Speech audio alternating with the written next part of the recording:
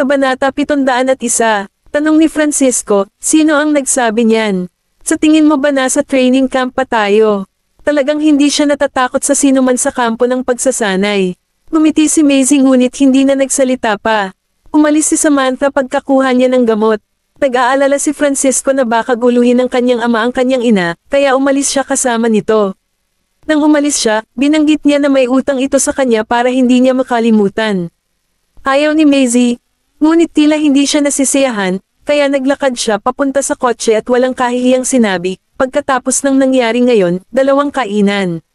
Natigilan si Maisie. Pagkaalis ng kanilang sasakyan, narinig ni Maisie ang tunog ng busina ng sasakyan mula sa hindi kalayuan. Lumingon siya at nakita niya ang isang nakakapansin, ngunit pamilyar na Maybach na nakaparada doon. Huminga ng malalim si Maisie. Dolan. Naglakad siya papunta sa kotse, at dahan-daang bumaba ang bintana, na inihayag si Nolan sa upuan ng driver. Nakahubad ang kanyang coat at nakasuot siya ng navy blue na shirt na ang mga manggas ay nakabalot hanggang siko. Puno ang sasakyan ng mapusyaw na pabango para sa mga lalaki na Gucci, ang karaniwang ginagamit niya. Ito ay may kombinasyon ng patchouli at cedar, ang pabango ay sexy at panlalaki. Kahit 3 taon ng kasal, hindi pa rin napigilan ni Maisie na mahulog ang ulo sa kanya. Umupo siya sa passenger seat at sumandal sa kanya. Honey, bigla kong na-realize na extra attractive ka pala ngayon. Napangiti si Nolan, hindi ba ako laging kaakit-akit? Napasimangot si Maisie. Oo, ang aking asawa ay palaging kaakit-akit, na ginagawa akong bagsak ang ulo araw-araw. Tumigil siya sa pagngiti, kinurot ang baba niya, at lumapit. Anong ginawa mo? Ano itong pambabala? Tinilaan ni Maisie ang kanyang mga labi at ipinulupot ang kanyang mga braso sa kanyang leeg. Hindi ako mangangahas gumawa ng kahit ano. Namiss lang kita higit sa karaniwan ngayon. Dahan-daang sinabi ni Nolan, talaga. Sumandal si Maisie sa harap mismo ng kanyang mukha. Ang tuktok na kalahati ng kanyang katawan ay nakasandal sa kanya ng mapang-akit, pagkatapos ay sinabing, huwag kang maniwala sa akin. Hinalikan siya ni Nolan at may tinikman, lemon. Napangiti siya, ang kislap ng kanyang mga mata ay napakalinaw. Uminom ako ng isang lata ng lemon tea. Pagkatapos ay bamantong hininga ito sa kanya. Inilayo ni Nolan ang kanyang mukha. Napaka-childish niyan. Ini-start niya ang sasakyan at pinaandar ito. Inilagay ni Maisie ang kanyang mga pisngi sa kanyang mga kamay at tumingin sa kanya, nakangiti.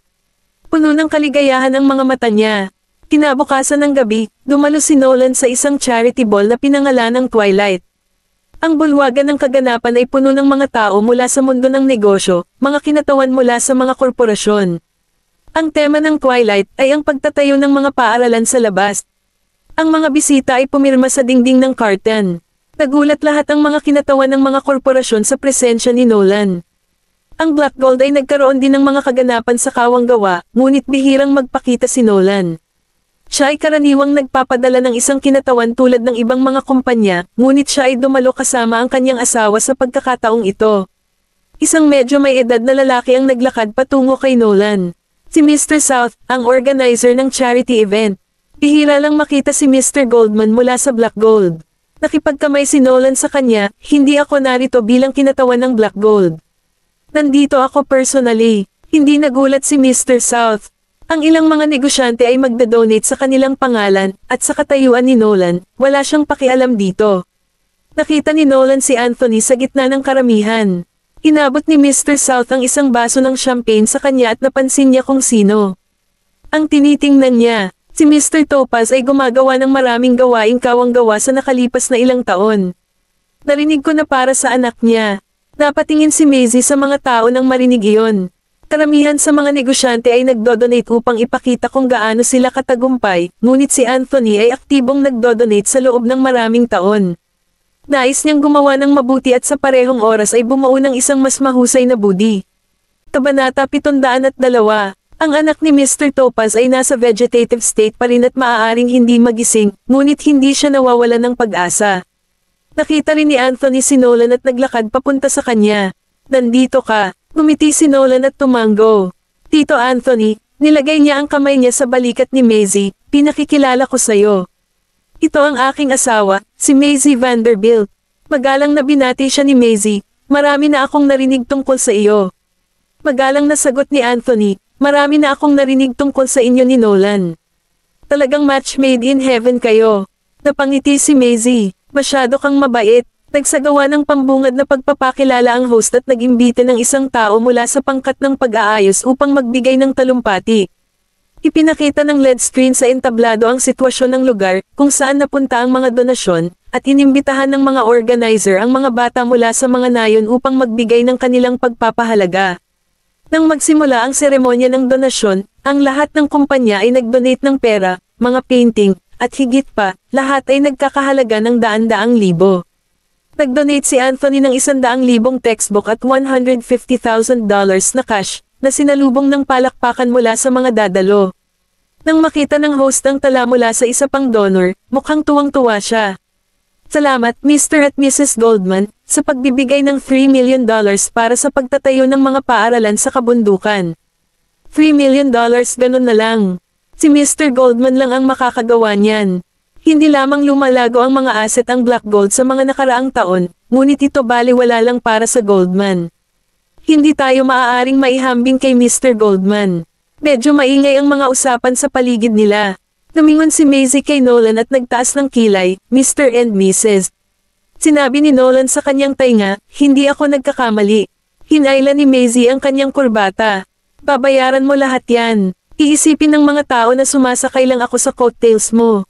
Hinawakan ni Nolan ang kanyang kamay at tumingin sa paligid sa mga tao.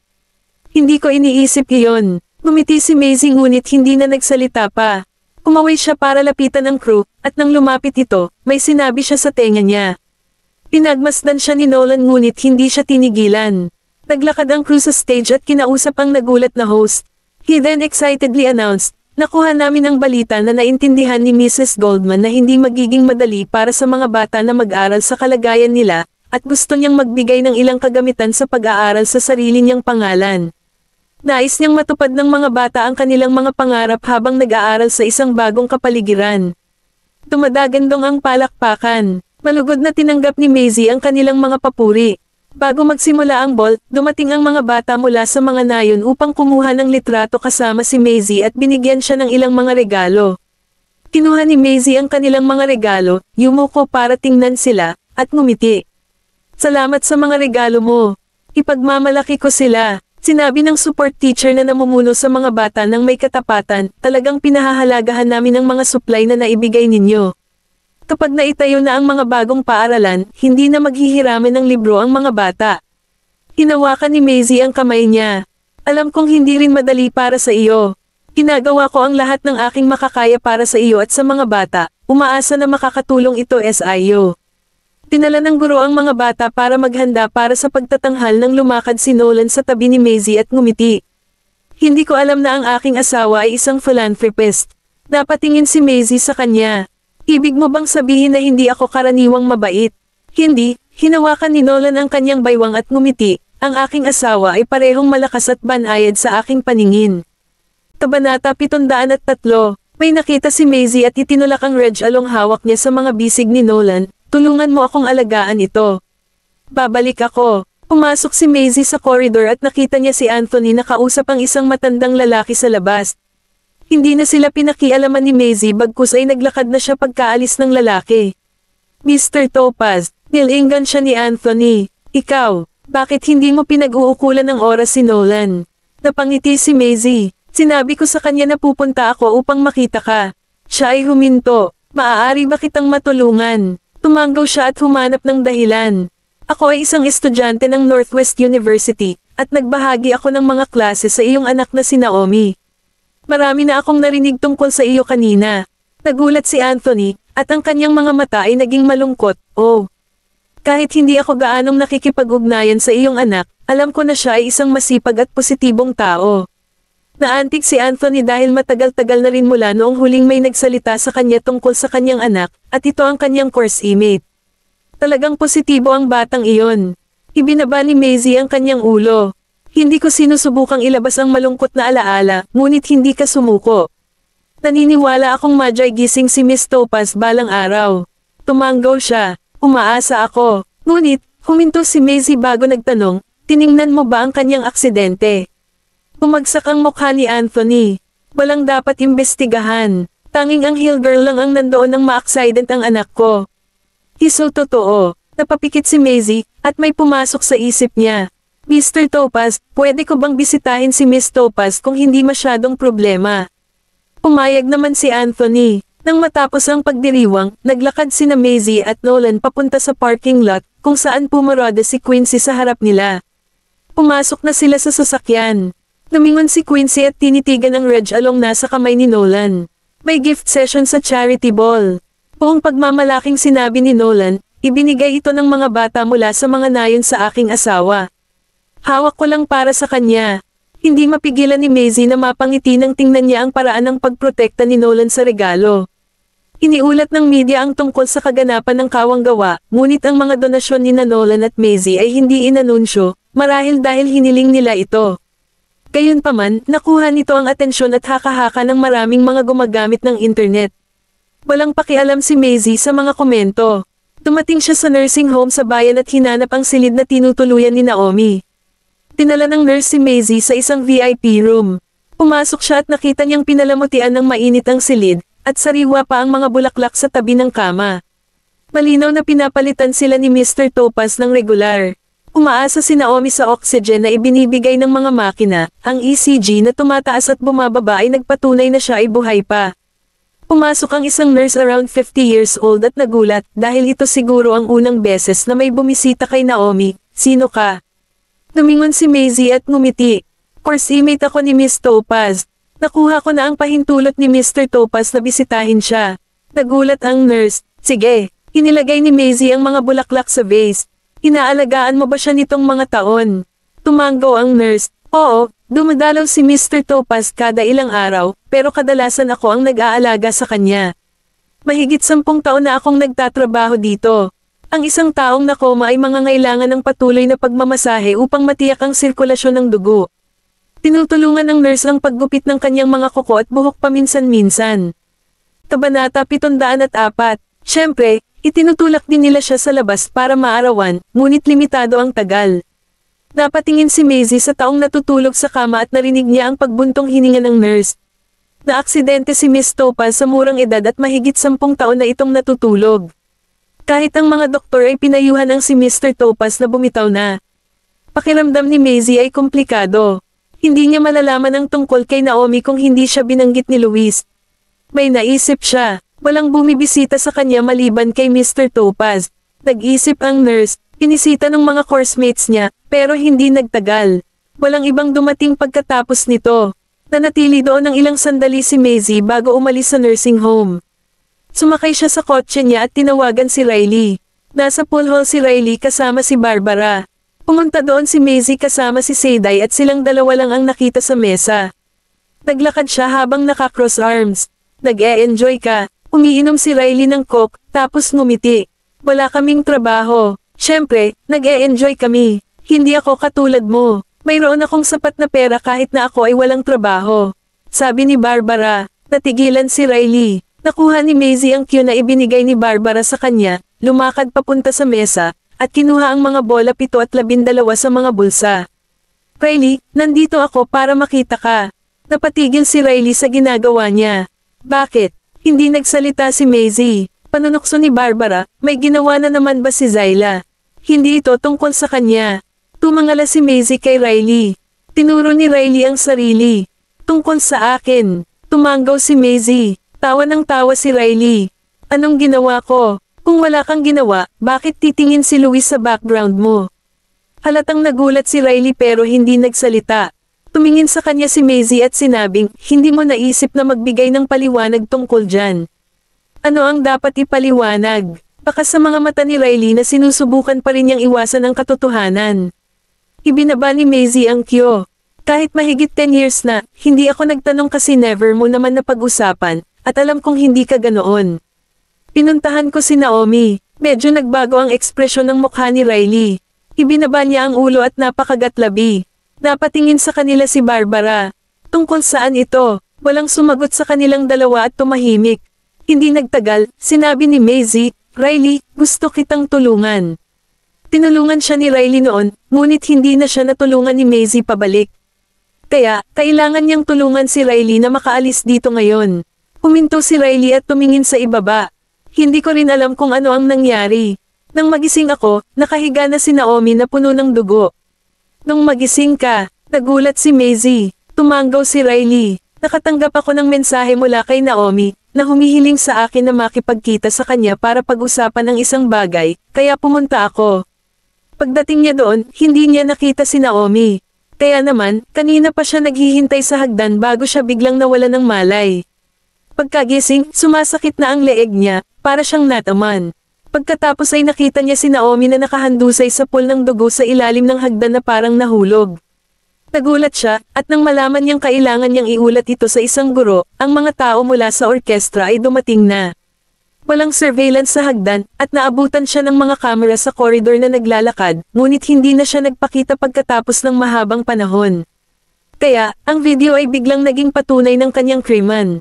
Kabanata 705, natahimik si Maisie, nag-iisip, ay nalalayan ni Barbara ang kanyang sarili gamit ang kanyang kamay sa mesa. Posible kayang ang biktima ang nagsagawa ng lahat ng ito. Tumingin si Riley sa kanya, hindi gagamitin ni Naomi ang kanyang buhay bilang biro. Ipinatong ni Barbara ang kanyang baba sa kanyang kamay. Kaya si Naomi ay inatake, ngunit bakit ilalagay ito ng umaatake sa iyo?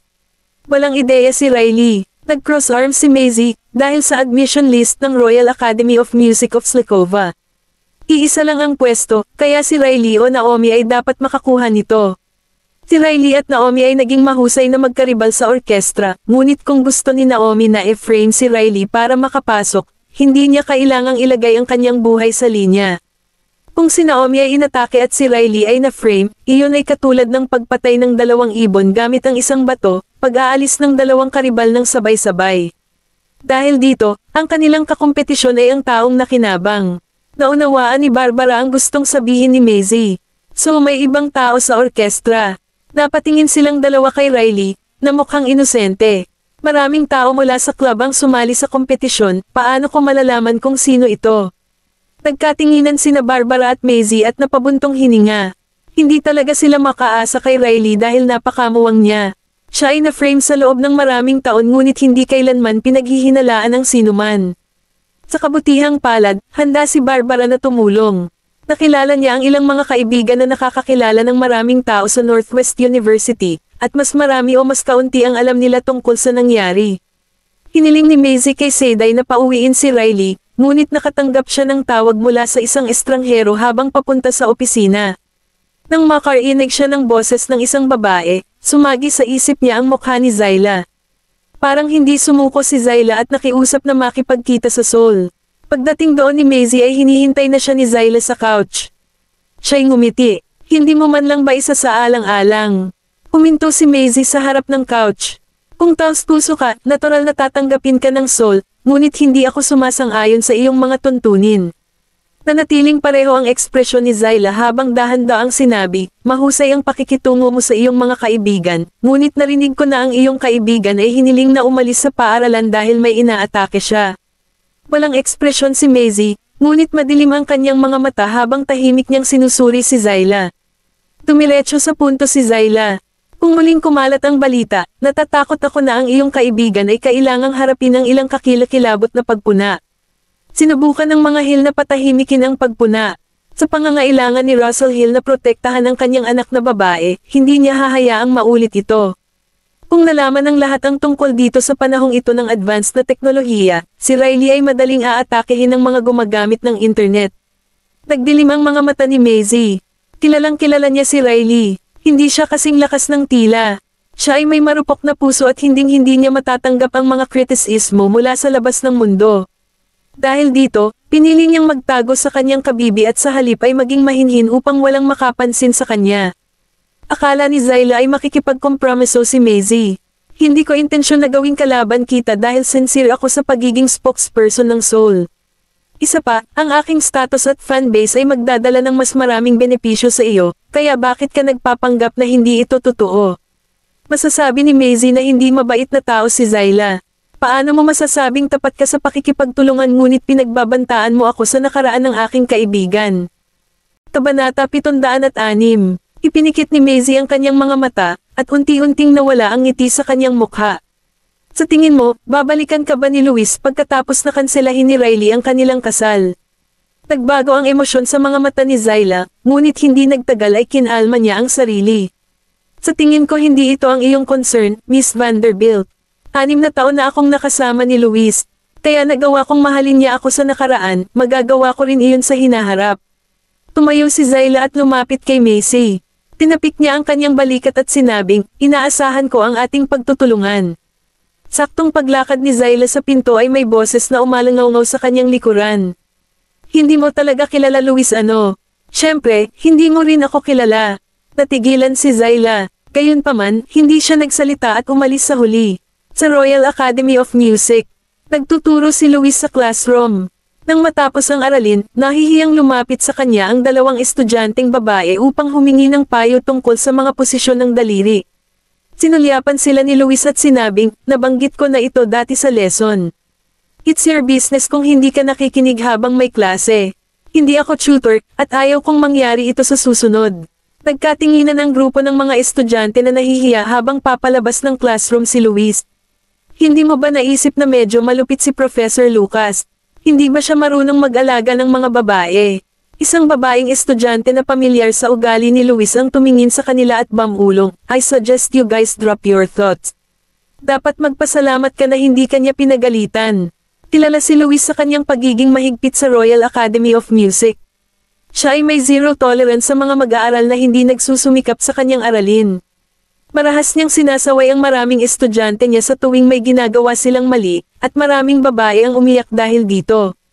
Ang grupo ng mga babae ay pawang mga bagong estudyante, kaya hindi sila pamilyar kay Luis. Inisip na lang nila na maswerte sila na magkaroon ng isang guwapong guro bilang kanilang instructor. Kung alam lang nilang masama ang ugali nito, hinding-hindi sila magsasabi ng ganoon sa kanya. Pagbalik ni Luis sa opisina niya, may babaeng nakaupo sa loob. Ang babae ay si Chenny Campbell, isa sa mga kasamahan ni Luis, gayon din ang instructor para sa departamento ng orkestra. Tiningnan ni Chenny si Luis ng matagal bago nag-alinlangan na nagtanong, lahat ng mga guro mula sa music faculty ay pupunta para sa isang pagtitipon ngayong gabi.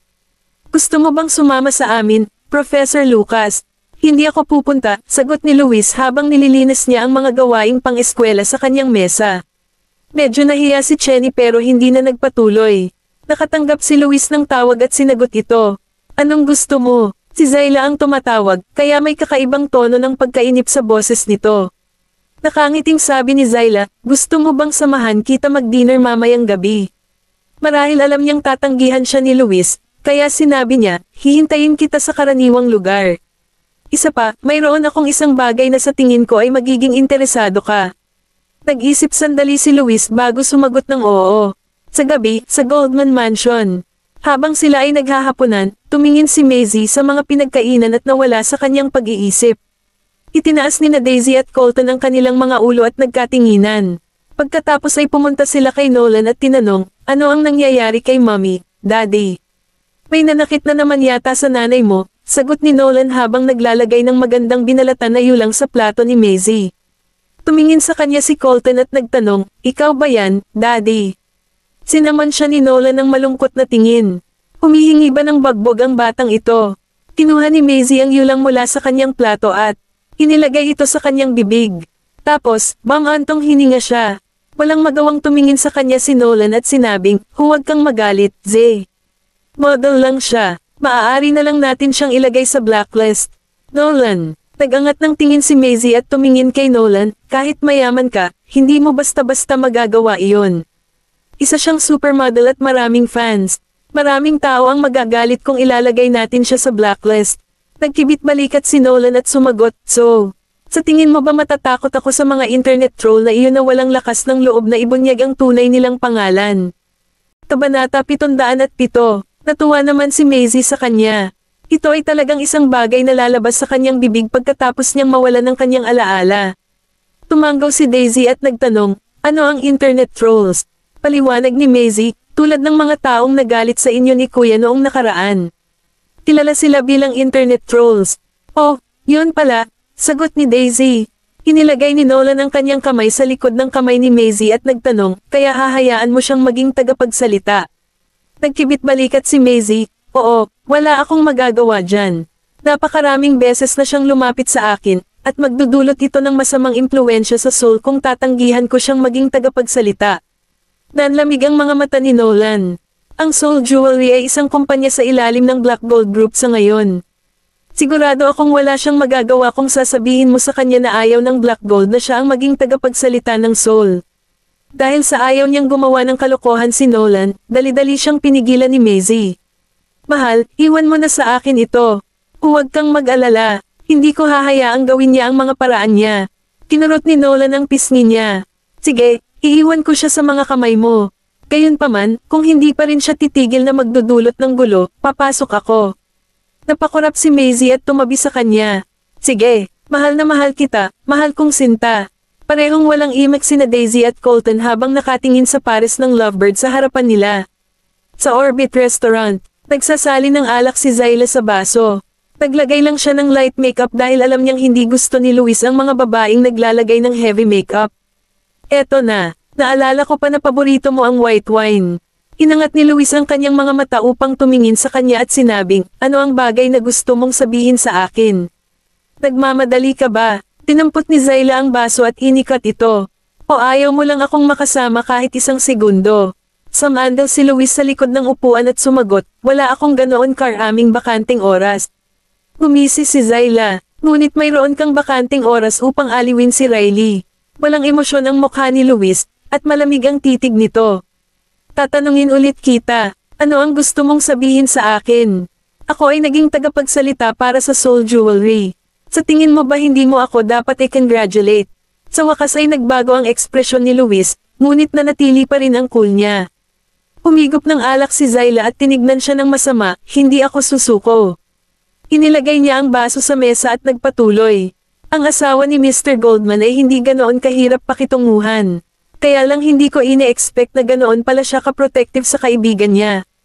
Pero hindi mahalaga, maaari akong magdala ng kita sa Soul Jewelry. After learning what I can bring for her, between friends and profits, I think she will choose the profits, right? Tumingin si Luis sa kanya ng malungkot bago biglang tumawa. Hindi ka pa rin nagbabago pagkatapos ng lahat ng mga taon na ito, komento ni Luis. Tinampot niya ang baso ng alak at inilagay malapit sa kanyang ilong. Masyado kang busog sa sarili mo, Zyla. Hindi niya ininom ang alak at ibinalik ang baso sa mesa. Paborito ko dati ang white wine, pero nakaraan na ito.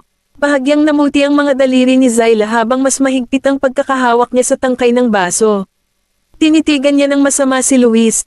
Sa sinabi ni Luis sa kanya, alam niyang nagbago na ang lalaking nasa harapan niya. Hindi na siya ang dating lalaki. Mariin niyang idiniin ang labi niya at biglang tumawa. Naisip mo na ba ako after all these years? Ito ay isang pagkakamali para sa akin na bigyan ka ng pag-asa sa unang lugar, sagot ni Luis. Dapat ay hindi na niya ito binigyan ng pag-asa. Natigilan si Zyla, at may bakas ng pagkagulat ang bumungad sa kanyang mga mata. Hindi siya nagsalita ng matagal, at pagkatapos lamang napakalmeyan ng sarili ay nagtanong siya, nagsisi ka ba? Oo, walang pag-aalinlangan na sagot ni Luis. Ito ay isang bagay na inaasahan ni Zyla, kaya nagawa niyang manatiling kalmado. Kung ibang tao, baka magtantrum sila at gumawa ng eksena, pero hindi niya ginawa iyon. Marahil ang lahat ng mga modelo ay kailangang pangalagaan ang kanilang mga ekspresyon sa mukha. Hindi niya hahayaan ang sarili na mawalan ng kontrol sa harap ng kamera, lalo pa sa pampublikong lugar. Kabanata 708, pinutons ni Luis ang botones ng kanyang shirt at tumayo. Ako na ang magbabayad nito. Isa pa, matagal na itong natapos sa pagitan natin. Ano man ang dahilan para pumirma ka sa pag-endorso sa Soul Jewelry, gusto ko lang sabihin sa'yo na walang makakaapekto sa akin. Pagkatapos noon, hindi na niya hinintay na may hain ang pagkain at pumunta siya sa counter para bayaran ang bayarin at lumabas ng restaurant nang hindi lumilingon. Naiwan si Zyla na mag-isang nakaupo sa upuan, at bahagyang nanginginig ang kamay niyang nakahawak sa baso. Walang makakaapekto sa'yo. Ha, sigurado ka ba dyan? Kinabukasan. Ngayon ang araw ng shooting para sa commercial ng mga alahas para sa mga mag-asawa. Dahil ang commercial na tema ay, kasal, ang shooting team ay kukunan ang commercial sa simbahan at sa beach. Ang photoshoot ay ginawa kasama si Nathan Hayes, isa pang male artist, dahil ang linya ng alahas na ito ay nakatuon sa mga mag-asawa. Sinusuri ng shooting crew ang script kasama si Nathan sa booth. Pinala ng producer si Nathan sa crew. Hindi siya isang A-tier na artista, at nagdebu pa lang siya ilang taon na ang nakakaraan. Karaniwan siyang gumaganap bilang magiliw na pangalawang lalaki na nangunguna sa iba't ibang mga drama. Siya ay may mahusay na kakayahan sa pag-arte, at, kasabay ng kanyang kagwapuhan, maraming tao ang nakaalala sa kanyang mukha. Sanay na si Nathan sa pag-arte at sanay siyang mag-memorize ng mga script, kaya sisiw para sa kanya ang kabisaduhin ng ilang linya para sa commercial. Nang hindi nakita ng direktor ng pelikula si Zyla, tumingin siya sa paligid at nagtanong, nasaan si Miss Mayweather? May sumagot, si Miss Mayweather ay naglalagay pa rin ng kanyang makeup. Tumingin ang direktor sa kanyang relo at sinabing, ilang oras na ang nakalipas, at hindi pa siya tapos sa kanyang makeup. Si Zyla ay isang 8-year na international na supermodel. Sa madaling salita, kapareho niya ang reputasyon ng ilan sa mga nangungunang artista sa kanilang bansa. Bukod, ang kanyang ama ay ang direktor ng Royal Crown. Sa makatuwid, walang nang-ahas na trituhin siya ng basta-basta. Gayunpaman, halatang naubusan na ng pasensya ang direktor. Sabi niya, magpadala ka ng isang tao para sabihin sa kanya na bilisan. Maganda ang panahon ngayon. Dapat nating samantalahin ang pagkakataon at tapusin ang shooting sa lalong madaling panahon. Isang tripulante ang pumunta para gawin ang bidding. Then, lumapit yung assistant ni Zyla kasama yung crew. Tila hindi man lang siya nagmamadali habang sinasabi ng walang kabuluhan, ano bang problema niyo sa paghihintay kay Miss Mayweather sandali? Kailangan pa niya ng ilang oras para sa paghahanda. Tsaka maaga pa naman. Marami pa tayong oras, kaya bakit ka nagmamadali? Natahimik ang natitirang mga tripulante, at lumubog ang kanilang mga mukha nang marinig ang sinabi ng katulong. Unti-unting tumigas ang ekspresyon ng mukha ng direktor ng pelikula. Galit na galit siya ngunit hindi siya naglakas loob na sumbatan siya dahil ang ama niya ang direktor ng Royal Crown. Biglang may umalangaw na boses mula sa malayo. This is the first day of our cooperation, and she is not cooperating at all. Pumalik ka at tanungin mo si Zyla kung ano talaga ang ibig niyang sabihin. Napatingin ang lahat sa pinanggalingan ng boses. Si Maisie iyon, at si Seyday ay naglalakad sa tabi niya habang nasa likod ang mga kamay. Napakalamig ng titig niya na nagpalamig sa gulugad ng assistant ni Zyla. Ang iba pa sa mga tao ay hindi na nagulat na si Maisie ay hindi natakot kay Zyla. Pagkatapos ng lahat, parehong ang Royal Crown at ang Soul Jewelry ay mga kumpanya sa ilalim ng Black Gold Group. At saka, asawa siya ni Nolan, kaya walang paraan na matatakot siya sa kanya. Nang lumitaw si Zyla, humingi siya ng tawad sa kanyang assistant sa shooting crew. Pagkatapos, naglakad siya papunta sa karamihan at sinabing, sorry. Hindi malinaw ang ipinahayag ng aking katulong. Kasalanan ko, at lahat kayo nagkamali. I was memorizing the lines at the back since this is the first time that I'm working with someone on a commercial. Ayokong maging dahilan para makaladkad si Mr. Hayes. Medyo gaman ang kapaligiran pagkatapos ng paliwanag niya. Matagal siyang tiningnan ni Maisie bago itong umiti at naglakad patungo sa booth. Napaka-cooperative ni Zyla sa buong proseso ng shooting. Inabot ng isang crew kay Maisie ang isang bote ng tubig. Kinuha ni Maisie ang bote ng tubig at nagpasalamat sa crew member. Nang buksan niya ang bote, narinig niyang nag-uusap ang ilan sa kanyang likuran. Napaka-poser ng model na ito. Sinadya niya kaming i-hold out sa pagsasabing hindi pa niya natatapos ang kanyang makeup kaninang umaga, at ngayon, she's acting like she's so cooperative. Kabanata 709. I guess it is because Mrs. Goldman is here. After all, she's signed an endorsement contract with Mrs. Goldman, at dahil nandito ang kanyang amo, syempre, kailangan niyang kumilos na parang napaka-cooperative niya. Tahimik na uminom ng tubig si Maisie. Sa tingin niya ay tama ang pagpunta niya rito. Kung hindi siya mismo ang pumunta dito, hindi niya malalaman lahat ng ginagawa ni Zyla sa likod niya.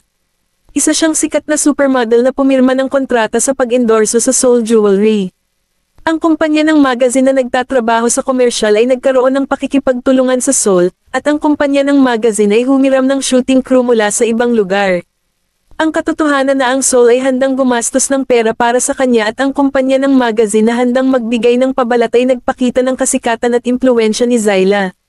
Kahit na hindi nakipagtulungan si Zyla sa proseso ng shooting, ang shooting crew ay hindi maglalakas loob na magsabi ng anuman tungkol sa kanya. Gayunpaman, malaki ang posibilidad na hindi na sila tatanggap ng anumang patalastas ng Soul sa hinaharap. Malinaw na gustong pahirapan ni Zyla si Maisie, at pagkatapos ay gagamitin niya ang kanyang impluwensya para makuha ang kanyang kabayaran. Kung ibang kumpanya ng alahas, baka kinuha lang siya at nahulog sa bitag niya. Nang matapos ang shooting, sa wakas ay lumitaw ang isang ngiti sa madilim na mukha ng direktor ng pelikula. Kinuha ni Zyla ang isang tasa ng kape sa kanyang katulong. Masigla siyang humakbang patungo kay Maisie at iniabot ang kape sa kanya. Miss Vanderbilt, siguradong pagod ka na sa pagpunta mo rito, narito ang isang tasa ng kape para sa iyo. Ngumiti si Maisie at kinuha ang tasa kay Zyla. Gayunpaman, ang kape ay tumalsik sa lupa, at lahat ay napalingon sa kanila. Mabilis na kinuha ng assistant ni Zyla ang kamay niya at sinimulan itong tingnan. Nasaktan ka ba, Miss Mayweather? Ngumiti si Zyla at sumagot, okay lang ako. Lumingon ang kanyang assistant at tumingin kay Maisie, na walang emosyon ang mukha. Miss Vanderbilt, ang unang ginawa ni Miss Mayweather pagkagaling sa ibang bansa ay pumirma ng kontrata sa pag-endorso sa Soul Jewelry. Gayunpaman, 3 beses mong tinanggihan ang kanyang alok.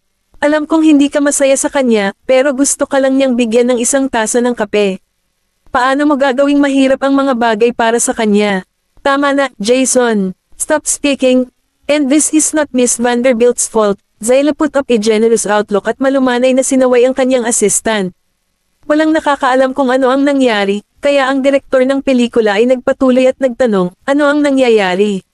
Sagot ni Zyla, misunderstanding lang. Tumulas yung kape sa kamay ko at, Miss Mayweather, putol ni Jason, pinutol siya, modelo ka. Ang iyong mga kamay ay kasing halaga ng iyong mga binti. Paano kung maapektuhan ng sugat mo ang iyong iba pang endorsement? Alam kong hindi ka gusto ni Miss Vanderbilt. Kung hindi, bakit niya tatanggihan ang iyong alok ng 3 beses bago kahayaang maging tagapagsalita ng Soul? Natigilan ang karamihan. Alam nilang lahat na si Zyla ang nag-propose sa sarili na maging spokesperson ni Soul pagkabalik galing sa ibang bansa. Kaya lang hindi nila inaasahan na 3 beses siyang tinanggihan ni Soul. Kung susuriin ang katayuan ni Zyla sa industriya ng fashion, parang isang malaking isda sa isang maliit na lawa kung pupunta siya sa ibang kumpanya ng jewelry at ang Soul lang ang may kailangan para tanggihan siya. Gustong lumapit ni Seyday, pero pinigilan siya ni Maisie. Napatingin siya kay Zyla na may ngiti sa labi at kinausap ito sa boses na silang dalawa lang ang nakakarinig.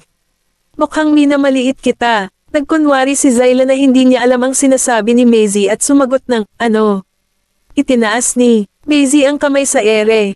May pulang puwang sa likod ng kamay niya. Ako ang napaso. Ito ay kakaiba. Kung hindi ko gusto si Miss Mayweather at sinadyang matapon ang kape niyang iniabot sa akin, siya ang mapapaso. Maayos naman ang kamay ni Zyla pero may sugat sa likod ng kamay ni Malsay.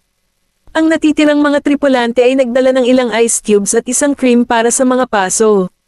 Miss Vanderbilt, asikasuhin mo muna ang sugat mo. Kabanata 710, natigilan si Zyla. Malungkot na sinabi ni Jason, anong ibig mong sabihin dyan? Sinasabi mo bang si Miss Mayweather ang dapat na paso? Tama na, Jason. Pumunta si Zyla at pinigilan siya. Ayaw niyang gumawa ng malaking bagay. Tumakbo siya papunta kay Maisie at sinabing, I'm sorry, Miss Vanderbilt.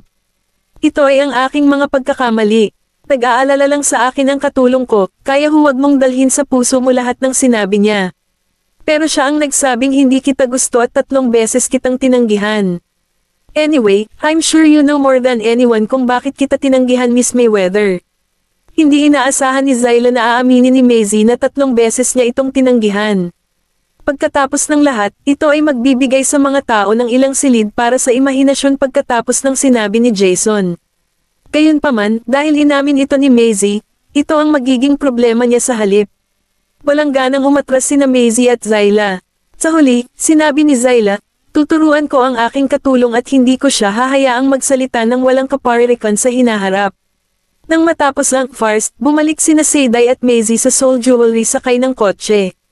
Tumingin siya sa likuran sa pamamagitan ng rear mirror at nagtanong, ano ang gusto ng babaeng iyon? Para sa akin, hindi siya naglalaro ng marumi for nothing. Alam ni Seyday ang ginagawa ni Zyla, ngunit hindi niya ito maintindihan. Ibinaba ni Maisie ang kanyang ulo para tingnan ang pulang puwang sa likod ng kanyang kamay. Para sa akin, hindi na siya makapaghintay pa.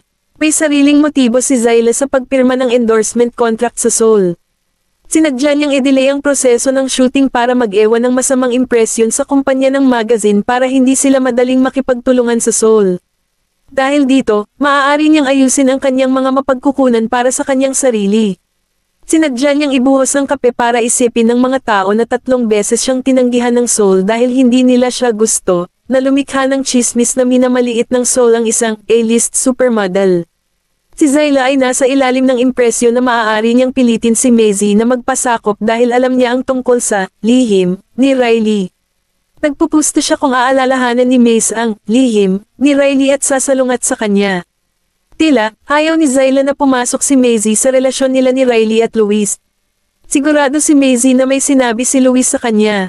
Kaya naman naiinip na siya. Kaya naman, gumagamit siya ng ganitong paraan na maghahatid ng higit na pinsala kaysa pakinabang sa kanyang sarili para pilitin siyang hikayatin na kanselahin ni Riley ang kasal nila ni Luis. Maaapektuhan ba nito ang Soul? Tanong ni Seyday. Tumingin si Maisie sa labas sa salamin at sinabing, dahil gusto niyang gumawa ng chismis, bibigyan ko siya ng pagkakataon. This time, she was going the other way round. Sa hapon, lumabas sa Google Trends ang paksang hashtag Soul Jewelry rejected Zyla 3 times. Maraming tao ang nag-click dito, at ito ay naging isa sa mga pinakamainit na paksa sa internet. Karamihan sa mga sumuporta kay Zyla ay mga tagahanga niya. Hashtag they rejected Zyla, yet they still want to take advantage of her popularity. Hashtag kung hindi mo gusto si Zyla, huwag kang pumirma ng kontrata sa pag-endorso sa kanya. Hashtag no offense, pero sino sa tingin nila ang Soul Jewelry? Umaasa lang sila kay Mr. Goldman. Hashtag ito ay literal na nakakainis sa akin. Sana pinasara nila ang buong kumpanya. Hashtag natigilan si Jason. Hindi ko ginawa. Sinabi mo sa akin na huwag i-publish ito, kaya paano magkakaroon ng pagkakataon na ma-i-publish ko ito? Kilalang kilala ni Zyla si Jason kaya naniwala siya. Walang paraan na mag-publish siya ng ganito nang walang pahintulot niya, kaya sino ito? Hindi kaya ang mga tao mula sa shooting crew.